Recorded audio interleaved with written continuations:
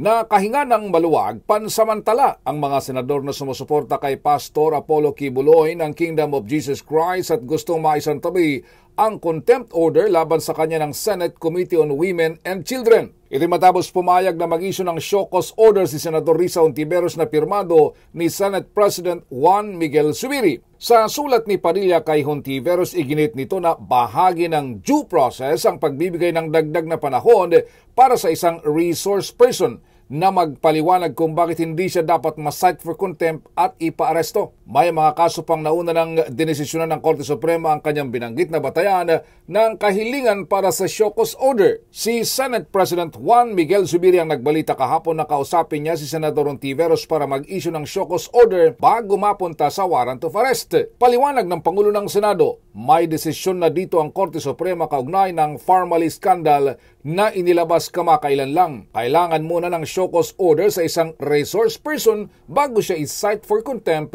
at ipaaresto. Sabi ni Zubiri, ayaw niyang labagin ang kautusan ng Korte Suprema kaya't kailangan nilang sumunod.